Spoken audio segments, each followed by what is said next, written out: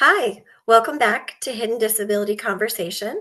My name is Wendy Richards. And I'm Christina Irene, and today we're going to talk about the holiday season, maybe talk about some boundaries and how we handle holidays with invisible disabilities. Wendy, what's your splatus today? I am feeling great, so I would say I'm a moped again. Yay, another Um, moped day. I had a really good night's sleep. That always helps me. Getting a good night's sleep definitely helps my whole well-being. What is your status, Christina? Mine's still pretty heavy. Again, I'm like fresh out of a travel like last time, so I'm like at tractor trailer. Well, maybe we need to plan these better. Maybe we should have splatus dates, you know how people have rain dates? Yeah.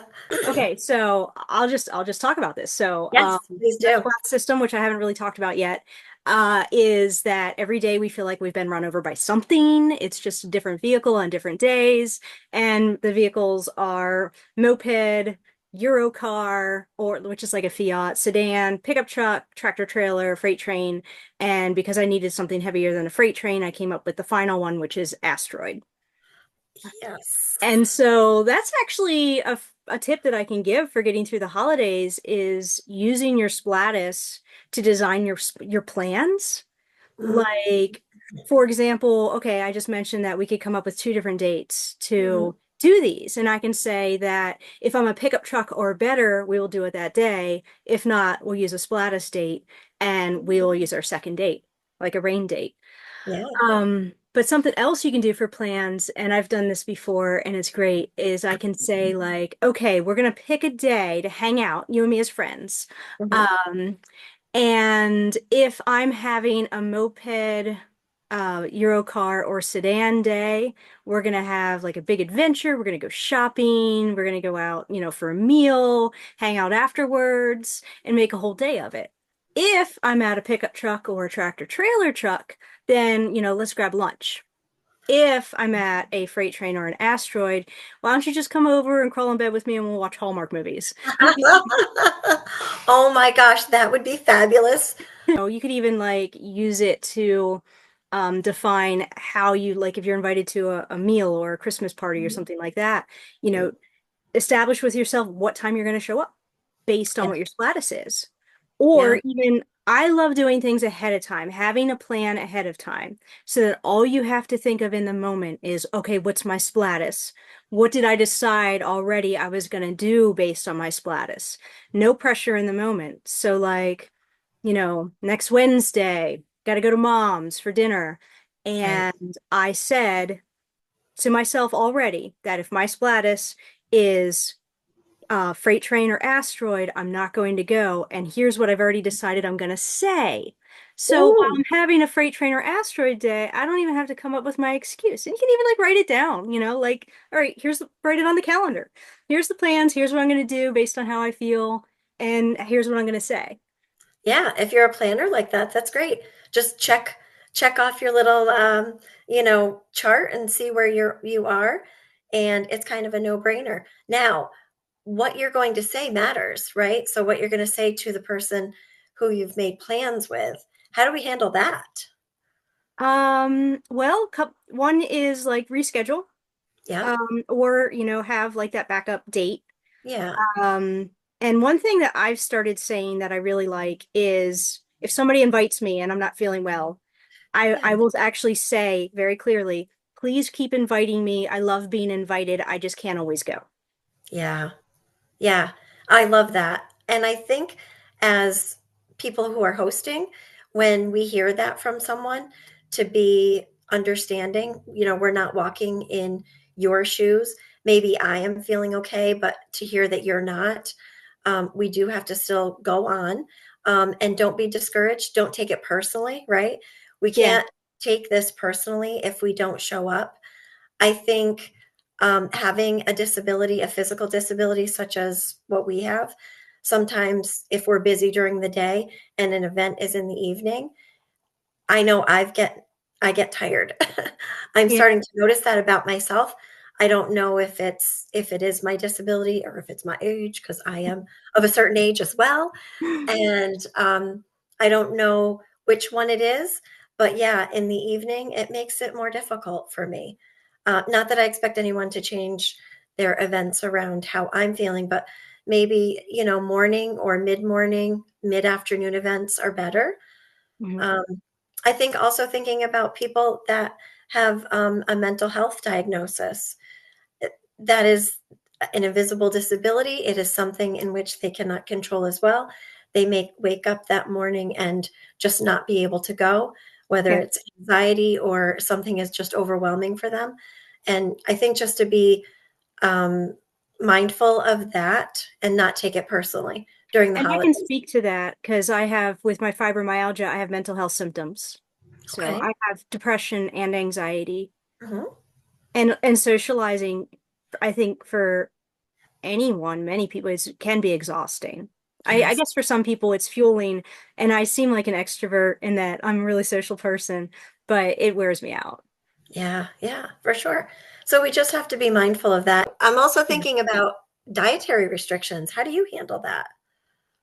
Okay, so I'm actually going to see some friends tonight, and it's a one friend that I've already spent time with, Yep. but I'm also meeting, her wife and her boyfriend and the rest of their family, like Yep. all together. And so I have a lot of new people, and it's going to be a group. And I actually just said, "Hey, by the way, I'm on a weird diet, so I don't want you to worry about it. I'm going to eat before I go, and I'm going to bring my own snacks." Oh, oh my gosh, that's And great. then because there's a lot of people in the home and I don't want to feel guilty for like not bringing something for everybody because it's a lot for me to prep food, Yeah. I'm trying to think of another like thing I can bring along as a token, like here's a thing I brought for you. And I'm Yeah. actually going to bring some of my splat books Oh my gosh, that's great. because I think they'll really like them. Yeah. I think that's a great idea. Yeah. So how you handle dietary restrictions are you make sure you eat before you go, Mhm.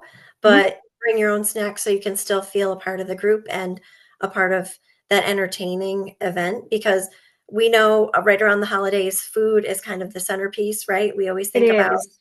It's a the lot. food Yeah. that we're gonna make and is it accommodating for everyone, especially if food really affects our disability, which I know. And Yeah, And anytime you can communicate anything ahead of time, just to set expectations and then to mitigate that rudeness. And then you have plenty of time to think about, okay, how am I going to say this instead of being put on the spot. I really love to be prepared with what I'm going to say. oh, yeah, But one more that's trick with the food thing is I always keep snacks in my car. Like they're always there. good. Because sometimes I get lightheaded or dizzy or just, and then again, it keeps me from having to, in the moment, like, oh my gosh, I'm out of snacks or I got to prepare something. I'm too tired. Like that's something that is a bandwidth taker and I'm like limited. So let's not Yeah, put that additional thing on me. And that's yeah. another big thing is like, how can we preserve our bandwidth? How can we make things easier on us so we have more energy to socialize and be present? I am thinking though, if you're meeting new people, do you disclose to them about your disability? So here you are bringing out your bag of snacks or you're doing something that might seem different. Mhm. Do you disclose to new people that you meet? Yeah, definitely. Because it's part of my personal mission as well as my professional mission to normalize the conversation and make it a world with a culture where we all just open up and talk openly about our irritable bowel syndrome, about our gas, about, I mean, I'm not going to be so rude as to show up at somebody's house and rip one off. But like, I will say I have IBS and this is a thing that I do to make myself feel better. Yeah. Yeah. And when I start coughing, which I typically do, and somebody says, "Oh, do you have a cold? I hope you feel better." And I always make a joke and say, "Oh no, this is only detrimental to me. It's my cough because I have COPD." And then I typically get that deer in the headlight look. Oh my Yeah. goodness, it's awful. And I say, "Yeah, it is, but you know what? Everybody sucks at something. I suck at breathing." And then it kind of lightens the mood a little bit. But I do try to use humor, as I know you do as well. Yeah. But I think normalizing it, talking about it, just being open and upfront really helps ease people's minds. But you can tell the person who hasn't really been around people with a disability or have talked about a disability openly, they are a little quiet. it's a little uncomfortable for them sometimes. But hopefully, with this kind of information out there and us talking about things, we will change one person at a time. Yeah. How do you like set boundaries with like not getting too much stuff on your calendar? See, I being self-employed now, I have this wonderful luxury where I don't have to worry about office holiday parties. I don't have to worry Mm. about somebody dropping like a bin of cookies on my desk, things like that. But you know, you have all that probably in your Yes. space where there's a lot of holiday parties, there's a lot of social things going on. So how do you pick and choose which ones you go to? How do you not get overwhelmed? Because also work is like super overwhelming in December for you. You got exams going on and all of that. Right. I think one of the things that I do is, especially this year, this has been a real transition for me this year. I'm really starting to listen to my body. Hmm. I am able to use my accommodation. Hmm. I've got things in place now that has really helped me preserve my energy. Um, if I can't make it to a holiday party, I just can't make it, because you never know how you're going to feel when you wake up. You know, you can have a plan, and then God has a plan. Yeah. um, and we just have to listen to our bodies. And I always hope that people understand. So, we've got a few things going on. We are leaving for Ireland, and that's going to be a big trip. So I definitely want to preserve, myself for the travel. Travel has really, I noticed the difference in traveling in these last few years. So I get more tired. Hmm. But yeah, I just pick and choose, and I just have to set the boundary of saying to myself, it's nothing personal. I'm just not able to attend. Thank you for thinking of me. And it's funny because I have said the same thing you've said. Don't stop asking. Yeah. Please don't stop asking, because I want to be included. And just knowing that you're invited somewhere, knowing that someone is thinking of you, having your friends still invite you to things, that does a wealth of goodness in our hearts and in our minds. And I think those are our great friends, right? Those are the people that know us best, Yeah. and they know that we want to be there, but sometimes we can't be. And to really be ignored or to not have those invites would really hurt. So, thank you to all those great friends that we have that keep inviting us. Yes, we do appreciate it. And you know what? I was just thinking, another thing that I've done in the past is like sometimes it's just parties themselves and big group gatherings. Yeah. And one thing I've tried to do in the past is like, I'm so sorry, this is not something I can do today. I would love to hang out with you one on one, and could we make some plans like in January when everything calms down and then prioritize that? Yeah. And also, if your disability is one in which you're getting together with someone and having alcohol is there, which it, Yeah. it is a lot. Yeah. Bringing something like a mocktail. Hmm. Um, there's so many mocktails out there now. I know I was doing that this summer. I was bringing my own mocktails, and I felt a part of everything. Now, I just made a conscious choice that I didn't want to have alcohol, and it was really for no other reason. And having those mocktails just made me feel a part of everything. Yeah, And it just have something in your hands and to like just do the motion and all that. Yeah, it actually so does. I've done that too. it's so funny because it looks like any other cocktail. Mhm.